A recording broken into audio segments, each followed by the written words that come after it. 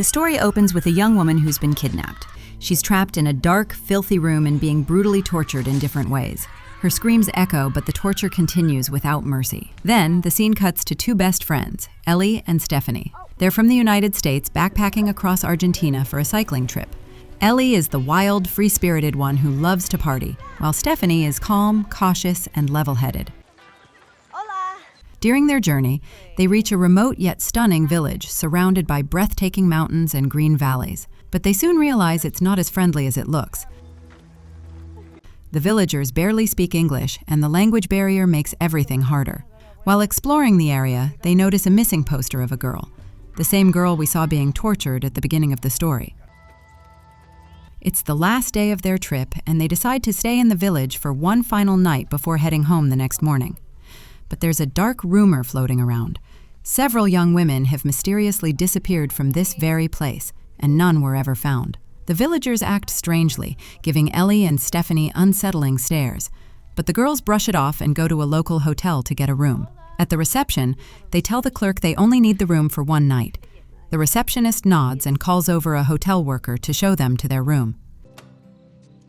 His behavior feels off. The girls exchange uneasy glances but say nothing. Later that night, they decide to check out a small bar in the village before leaving the next morning.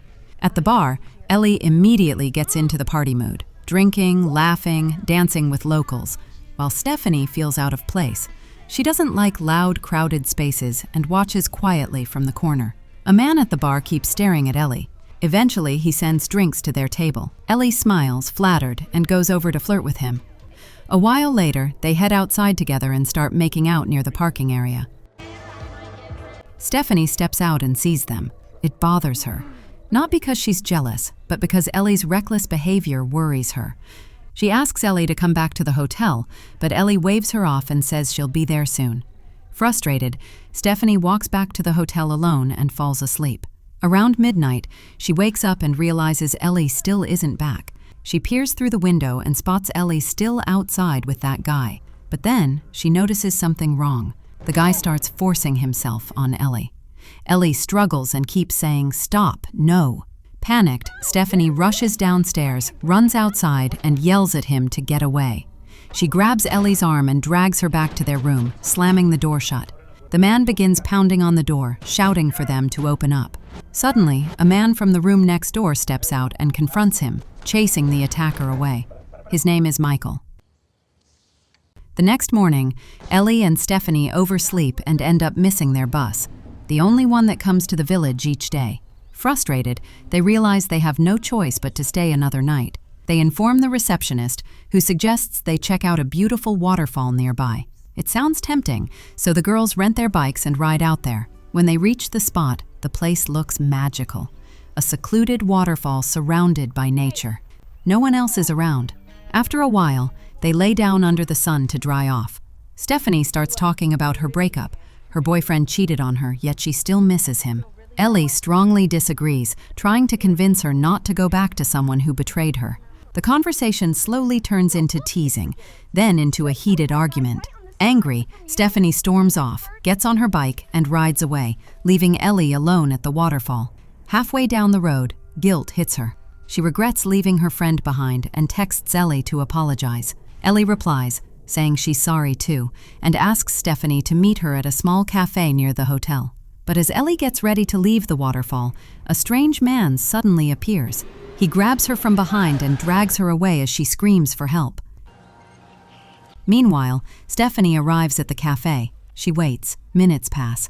Ellie doesn't show up. Her bike isn't there either. Stephanie calls her again and again, but there's no answer. Then a car pulls up outside. It's Michael, the same man who helped them last night. "What's wrong?" he asks. Stephanie hesitates, then shakes her head. "Nothing, I'm fine." She hops on her bike and rides off toward the waterfall again. Michael, sensing something's wrong, follows her in his car. When Stephanie notices, she snaps, "Why are you following me?" He replies calmly, "I thought you might need help." She finally tells him that Ellie's gone missing and that this was the last place she saw her. Together, they comb the entire area but find no sign of Ellie, not even her bike. Then Stephanie hears something, a faint ringtone coming from behind the bushes. She runs toward the sound and finds Ellie's phone lying in the dirt, but Ellie herself is gone. Terrified, Stephanie grabs the phone and immediately calls the police. A few minutes later, a police car arrives. The officer steps out and Stephanie hurriedly shows him Ellie's photo, explaining that her friend is missing and that she last saw her here near the waterfall. The police officer didn't seem too interested in finding Ellie. He said, a lot of girls have gone missing around here before. If she doesn't come back on her own, maybe she's just gone like the others. That made Stephanie furious. The officer added, "If you want, I can file a missing person report for her." Stephanie reluctantly got into the car with him and they drove to the police station. On the way, he warned her, "You should stay away from that guy Michael, and don't trust strangers around here." Stephanie shot back, calm but firm, "I don't trust people that easily." At the station, she filled out the missing person report for Ellie and urged the officer to start searching right away. But he clearly didn't care. "If she's still missing by tomorrow, I'll start looking," he said casually. Stephanie felt completely hopeless. She left the station and started asking locals for help, but everyone avoided her, pretending not to know anything. It was like the whole village was hiding something. Then, out of nowhere, she saw the same creepy guy who had harassed Ellie outside the hotel that day, the one Michael had chased off. He was carrying some groceries and heading out of town, but when he spotted Stephanie, he suddenly bolted. Suspicious, she ran after him, but he was faster and disappeared. When Stephanie got back to the hotel, she found her bike had been sabotaged, its tires slashed. Her anxiety spiked. Who would do that, and why? Feeling uneasy, she went to Michael's room to talk, but he wasn't there. Her trust in everyone had completely broken. Desperate for answers, she opened Michael's bag and froze.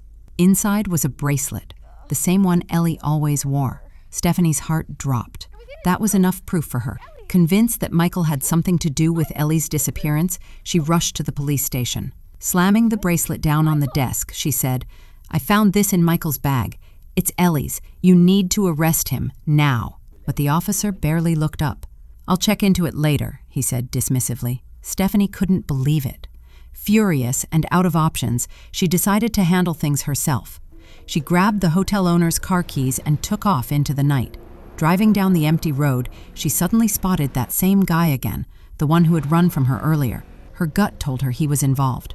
She started following him, but he vanished once more.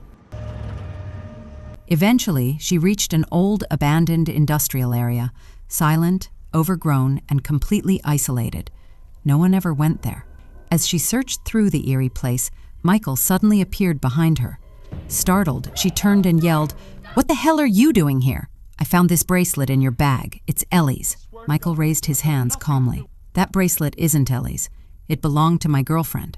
We were traveling through this village a year ago, and she vanished. I've been looking for her ever since. I even went to that cop for help, but he did nothing." Hearing that, Stephanie's anger melted into guilt. "I'm sorry," she said softly. Michael nodded. "There's something going on here, a human trafficking ring. Dozens of tourist girls have disappeared. Ellie and my girlfriend, they might have been taken by the same people." Stephanie was horrified. "Oh my God. We need to find them now," Michael said. They split up and began searching the area. Ellie! A few minutes later, the same police officer drove up and noticed a car parked nearby. As he got closer, he spotted Michael. "What are you doing here?" the officer demanded. "I'm looking for my girlfriend," Michael said. "Get in the car," the officer ordered. They drove off together. Meanwhile, Stephanie kept searching desperately for Ellie. Then she noticed something, an old scooter, the same one that boy used.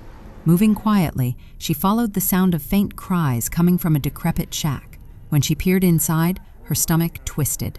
Ellie was tied up, her face bruised, while that same boy tortured her mercilessly. Ellie screamed in agony. Stephanie froze in terror, but then the boy sat down to watch TV. His phone rang and she heard him say, "I'll bring the girl tonight."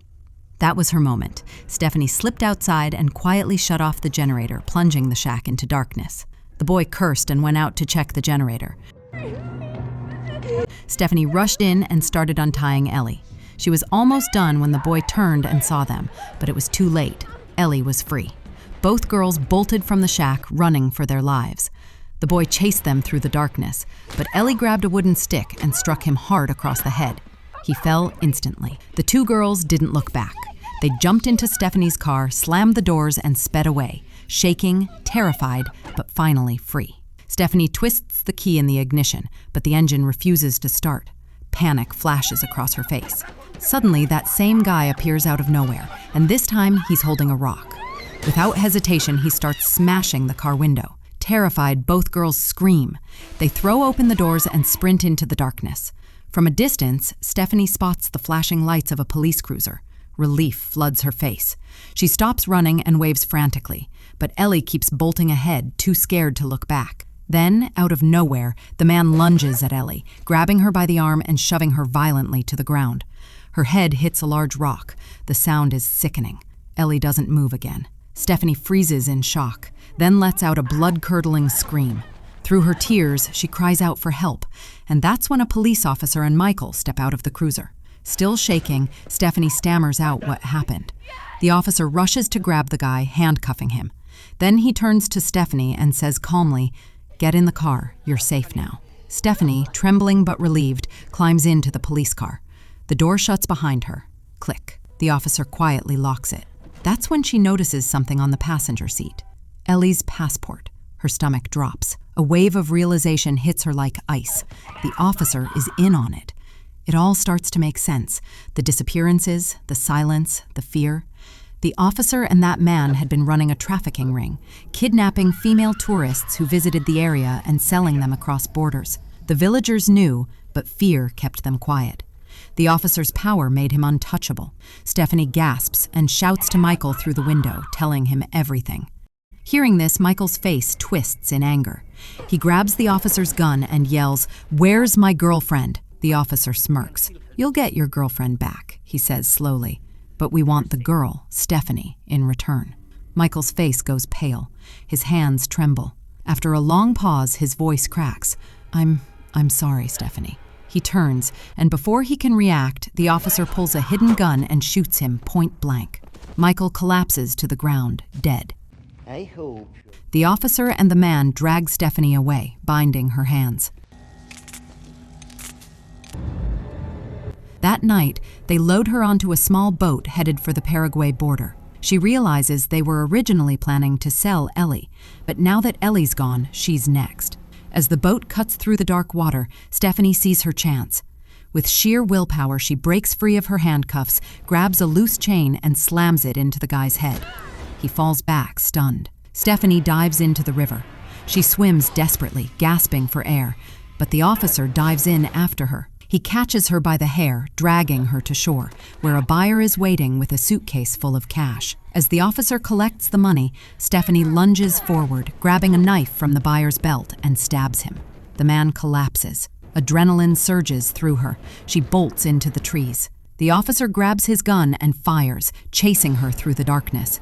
Stephanie spots a small fisherman's hut near the shore and ducks inside. A fisherman stands there, startled, but before he can react, a gunshot rings out. He falls to the floor. Stephanie hides behind a wooden crate, trembling. Her eyes land on a knife lying on the table. She grabs it and crouches low. Moments later, the officer storms in, scanning the room. "Come out, sweetheart," he sneers. "It's over." But Stephanie isn't done. As he approaches, she strikes. A violent struggle erupts. They fight fiercely, thrashing against walls and furniture. Finally, Stephanie wrestles the gun from his hand and fires. One shot. The officer drops dead. She stands there, panting, her body shaking, her face streaked with tears. For the first time, she's free. The next morning, the sun rises over Paraguay. Stephanie walks barefoot down a dusty road, her clothes torn, her face pale with exhaustion, but her eyes burn with fierce determination. A military jeep approaches. A Paraguayan female officer inside slows down, watching her carefully. She sees the pain, the fight, and the survival in Stephanie's eyes. Gently, she helps her into the vehicle. As the jeep drives away, Stephanie finally closes her eyes. The nightmare is over. Fade out.